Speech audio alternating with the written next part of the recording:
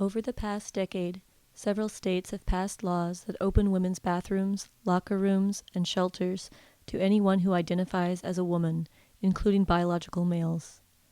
Many women have objected, citing issues of privacy and safety. Men who identify as transgender and their allies have dismissed these concerns.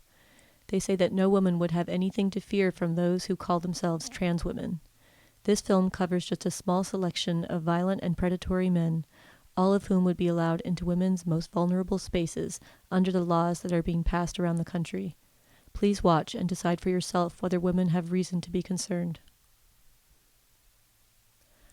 Thomas Lee Benson was convicted of both paying to view child pornography and first-degree sexual abuse. The victims were grade school girls in his neighborhood. He was caught in a women's changing room and was sent to prison. On release, he was designated a predatory sex offender. 5 years later, he put on women's clothes and entered a dressing room where girls were changing into swimsuits. 2 years after that, he was caught yet again in a women's changing room. A few years later, dressed in a bra, wig, and lipstick, he was caught after invading yet another girl's locker room. Taylor Bueller put on a bra and a wig and entered a women's bathroom at a community college to spy on women. The police found a pair of women's underwear in his front pocket. He admitted that he was the suspect in an earlier voyeurism incident at the same school. In that incident, he took a shower in the girls' locker room for sexual gratification. Dressed in a wig and women's clothing, Jason Pomare snuck into a Macy's bathroom to videotape women. He reached under stalls and filmed women using the toilets, acquiring hours of footage.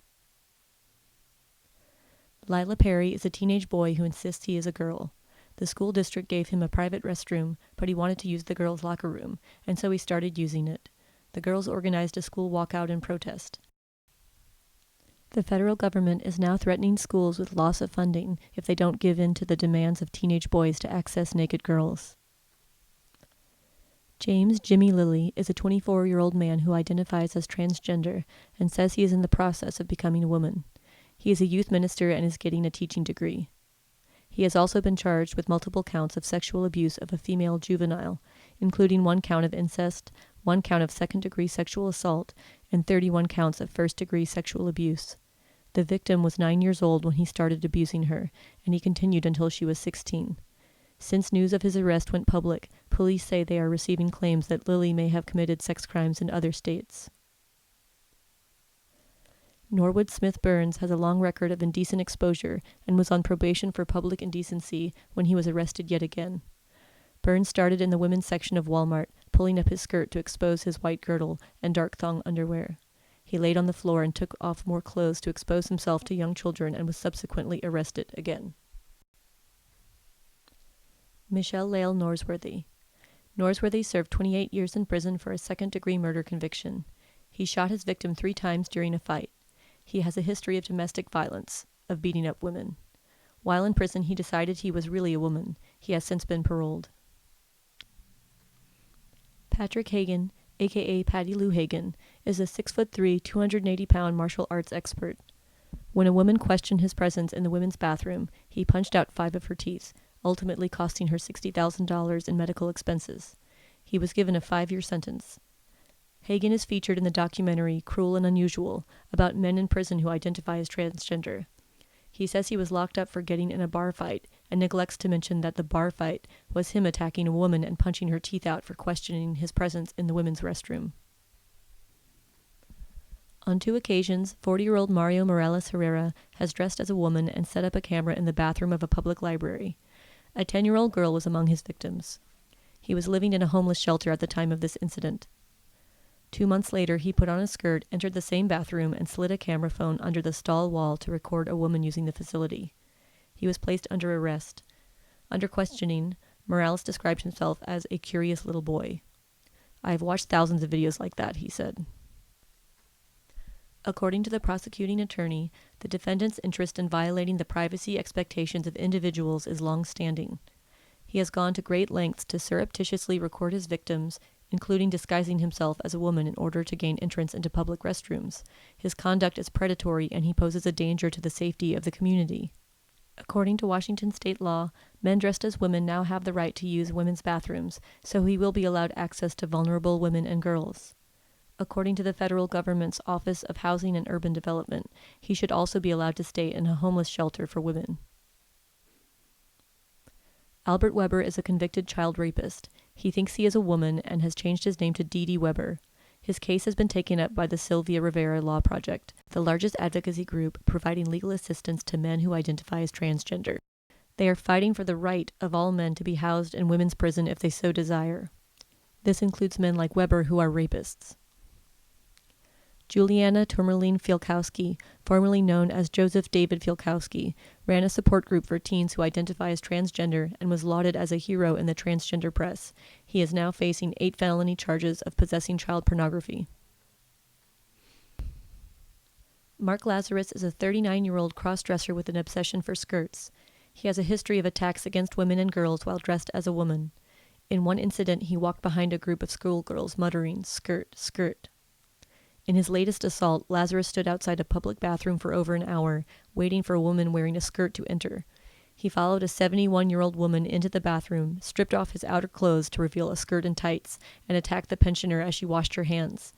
He dragged her into a cubicle and attempted to rape her. He was apprehended by a passerby as he fled the scene. Lazarus has been rated extremely dangerous by both a psychiatrist and probation officer and highly likely to commit further attacks. The judge at his custodial sentencing said, "You have a predilection for dressing in skirts, and that is exactly what you did when you went out looking for sexual stimulation and intending to commit a sexual offense. Your victim was a vulnerable lady in a public situation, and you attacked her for your sexual gratification. It was only because she fought you off and made so much noise and commotion that you stopped and fled." Jane Doe was an extremely violent male teenager in state care in Connecticut. He targeted female staff at multiple programs as well as girls placed there for care. His history of violence includes stabbing a female peer with a fork, 4 assaults or threats on female staff, an assault on a female peer resident, 10 assaults on staff, 3 of them serious, and several attempted assaults on staff while at another facility. These assaults included punching a staff person in the face and using an object to assault staff and assaulting another peer. At another residential program, he assaulted a female staff person, broke her jaw, and temporarily blinded her in one eye. He was judged uniquely dangerous in that no other youth at the Connecticut Juvenile Training School has exhibited such a long-established pattern of assaults. He was thus transferred from the custody of the Department of Children and Families to the Department of Corrections and placed in a private cottage at an adult female prison facility because no juvenile female space was equipped to accommodate violent male offenders. Connecticut state gender identity laws prevented the male teen from being transferred to any one of the many appropriate juvenile male units. Male teens who believe they are female are given the chance to be housed with juvenile females on the basis of that belief. But as a result of transgender activism, Jane Doe was transferred out of the female prison and placed in one of the juvenile female units at Middletown's Child Psychiatric Institute. In a development that should surprise no one, providing him with access to female victims resulted in more assaults. He attacked a teenage girl and a female staffer. He was then transferred to a juvenile male facility. Christopher Hambrook sexually assaulted a 5-year-old girl. While out on bail, he sexually assaulted a 27-year-old mentally challenged woman. He was found guilty of both assaults and sentenced to 4 years in prison. He had no empathy, no remorse, or understanding of his victims and his offenses, said the court psychiatrist. In 2011 and 2012, Hambrook checked himself into 2 women's shelters in Toronto, calling himself Jessica and claiming to be transgender. He proceeded to terrorize, stalk, and sexually assault 2 women, one of whom was deaf as well as homeless. Said the Crown Attorney, Mr. Hambrook's conduct inflicted severe psychological damage on both victims. They sought refuge at Toronto women's shelters at difficult times in their lives. They thought that they would be safe there, but instead they were further victimized by the accused.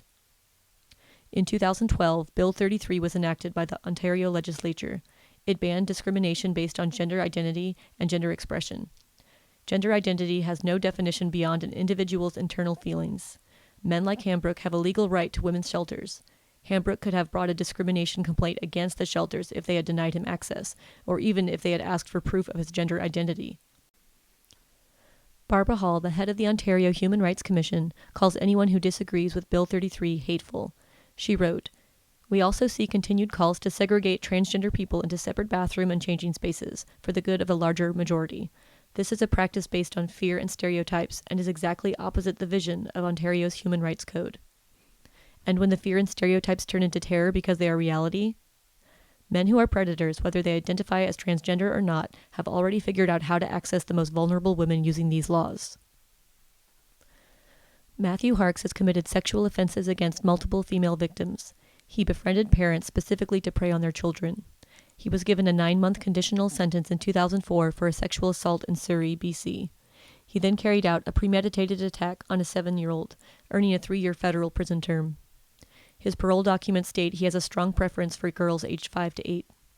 He also has a habit of taking so-called trophies from his victims, such as underwear.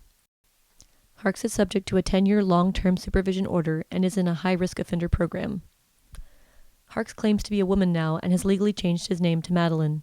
In Canada, he is legally allowed in women's bathrooms and changing rooms. Richard Chaperon was the first Canadian prisoner to receive a state-funded surgical sex change. He brutally killed Leo James Black, or Lisa Jana Black, with a hammer. Black identified as transsexual, and Chaperon and Black were romantically partnered.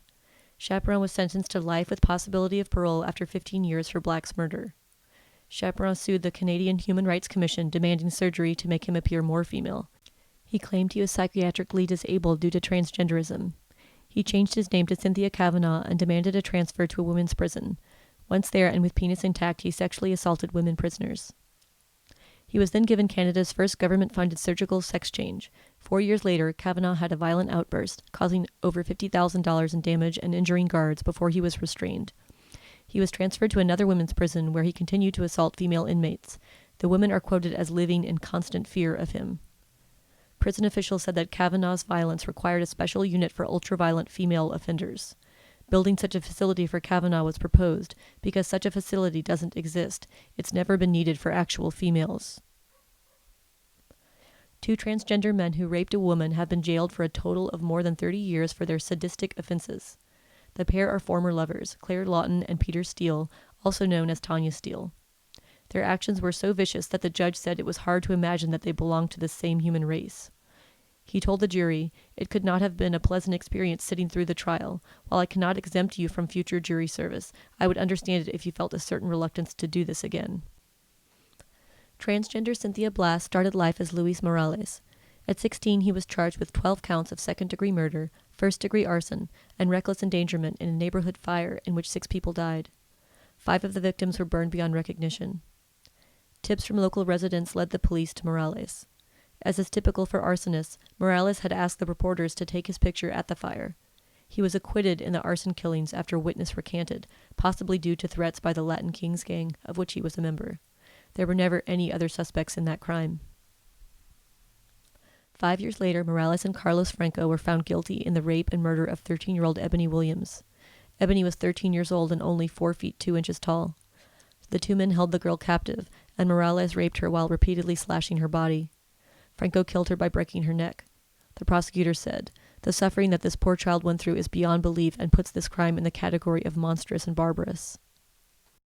The men shoved Ebony's body into a box, dumped it on an expressway, and set it on fire. Ebony was only identified through her dental records.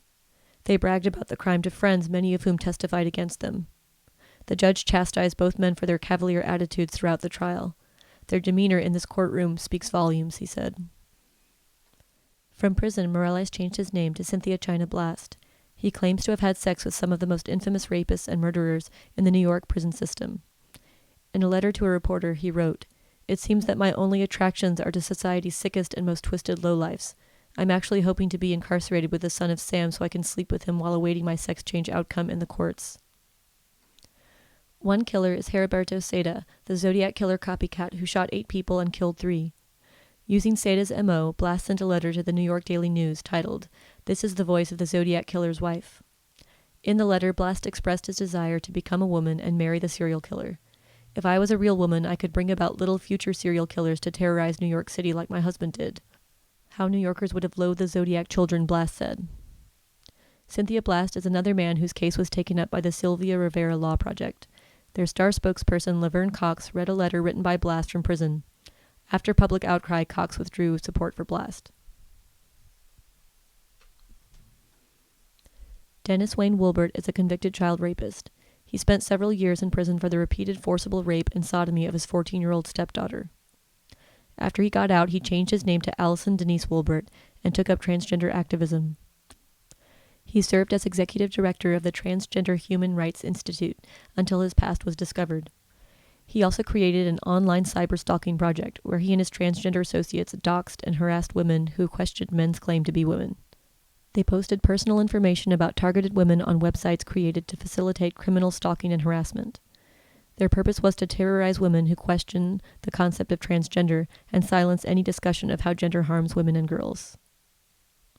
Stefan Walsh is a 53-year-old man who is the father of 7 children. In 2009, he was charged with 14 offenses of assault and uttering threats. His wife and their 2 oldest children, who in their late teens testified against him. Besides the guilty verdict, the court gave his wife and all 7 children a 2-year restraining order against him. He moved to Toronto and became a transgender activist. He was initially employed at a queer community center as a trans consultant. According to other employees, he was fired for being deeply narcissistic and self-absorbed, putting his own attempts at suicide in front of murdered women. He spent 2 years in a women's homeless shelter. He eventually found mommy and daddy through a fetish site. Steffi is not just transgender, he is trans age, claiming to be a 6-year-old girl. His new daddy took him to a swingers club. In an interview, he describes in detail how his daddy anally penetrated him. I felt like a woman. I was surprised I didn't think I was going to be pregnant. I was so much of a girl. I actually have an erection right now from it, so I'm just going to pull my dress down a little bit. Steffi now lives with his adoptive mommy and daddy in a girly girl's dream room of stuffed animals and a closet of crinolines playing with dolls and the couple's young grandchildren. Most importantly, Walsh was instrumental in the passing of Canada's Bill 33, which nullified women's status as a protected class and gave men the right to access all previously segregated spaces. Steffi has the legal right to be anywhere that women and girls are naked and vulnerable. Douglas, aka Donna Perry, is a serial sex killer who has murdered at least 3 women, Yolanda Sapp, Nikki Lowe, and Kathleen Brisboe. Sapp's and Brisboe were found completely nude. Lowe's body was partially clothed. Perry has an extensive criminal history reaching back to the 70s. Charges range from reckless endangerment to second-degree assault to using prostituted women. Perry had federal charges brought against him in 1988 for a pipe bomb, 49 firearms, and 20,000 rounds of ammunition. His arrest was precipitated by his assault on his own mother. In 1994, he again faced federal charges for additional firearms and ammunition. His arrest was triggered by a call from a frightened mental health worker who feared Perry was capable of a mass shooting. Perry compared himself to mass murderer Dean Melberg. He referred to himself in the press as a woman in a man's body and stated that guns were like my family and children. He said everybody needs a purpose in life and mine is guns. In 1997, police found weapons and attorney papers in his vehicle. The document stated Perry suffers from a gender psychosis disorder and does not like females. In 2000, Perry had gender reassignment surgery in Thailand and renamed himself Donna. In 2012, a search warrant was executed at his home, and he was arrested again for illegal possession of firearms. While searching the bedroom, an ATF special agent found a closet that had been painted shut. The door was forced open. Inside were several boxes of women's underwear too small for Perry to wear. The agent speculated they were trophies, items belonging to victims that serial rapists and killers keep. Perry's DNA was run through a database and matched tissue found under the fingernails of one of the murder victims, a case that had been cold for 20 years. Investigators ultimately found fingerprints and a bullet that linked him to the murders as well. Detectives also interviewed a woman who had shared a prison cell with Perry in 1998. Perry told her he had killed 9 prostitutes because he couldn't breed, and the women had the ability to have children, and they were wasting it being pond scum. He also said he was a sociopath. In his statement to the police, Perry tried to blame the killings on Douglas. He claimed that he had transitioned to female to stop Doug from being violent. Experts say there is no evidence that hormones reduce aggression or violence. When asked if Doug was responsible for the murders, he responded, "I don't know if Doug did it or not. It was 20 years ago, and I have no idea whether he did it or did not." Perry claims he is paranoid and emotional but won't hurt anybody. Would that comfort you if you were a woman forced to share a prison cell with him? And what comfort do the families of other missing women have? That hidden closet of trophies is cold comfort indeed. Haddon Clark was from a prominent New York family. He trained as a chef but was never able to keep a steady job. Clark joined the Navy as a cook but was given a medical discharge, diagnosed as a paranoid schizophrenic. In February of 1999, Clark dressed in women's clothes and went to several churches where he stole women's purses and coats. He was apprehended by the police. When they opened the trunk of his car, they found the coats and purses, as well as wigs and dresses. Clark said they were his and that he was a woman. In 1993, Clark put on women's clothes, broke into Laura Hodeline's apartment, abducted her, and killed her. He left a bloody fingerprint at the scene. Police arrested him and he confessed to several murders of women and girls along the eastern seaboard between the mid-70s and 1993. He claimed to have drunk their blood along with various mutilations of their corpses. He also confessed to killing Michelle Dorr. Michelle was a 6-year-old girl last seen in 1986 heading to a plastic pool in her backyard. Clark lived 2 doors down.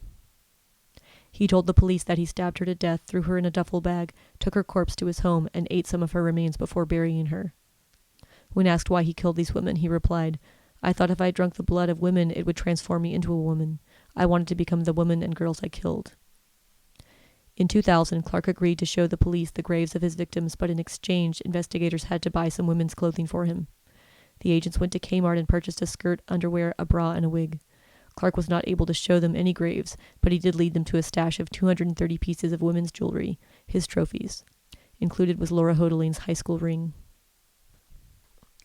Robert Koselleck was sentenced to life in prison without parole for murdering his wife Cheryl. He approached her from behind, wrapped a wire around her neck 3 times, and strangled her with such force that he nearly decapitated her. He dumped her naked body in the back of her car and left her at a mall.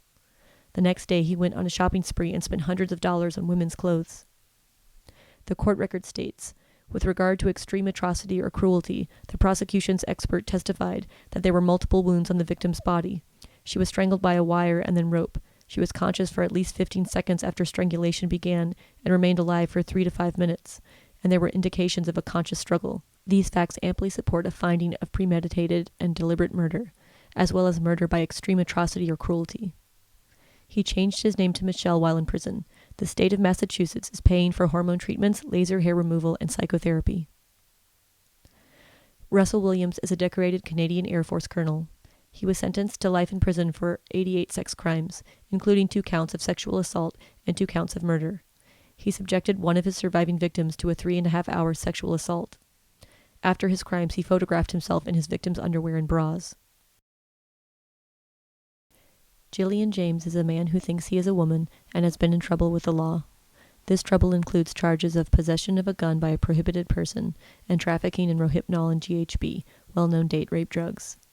He leaves comments like these in public forums to people who don't believe he's a woman. "If I am doing 20 years in prison, I will go on the run, and while they are searching for me, I will hunt every one of you down who has said something negative and gut you. Obviously, the system don't want me free, and most certainly I have no rights compared to you ignorant, brainwashed fools who line up one after the other because you can't think for yourself. I'm coming for you and your offspring. I don't value life anymore. Your jeers and negative remarks have taught me enough about the value of human life. I yearn to watch you bleed and cry in pain and gurgle in your own blood."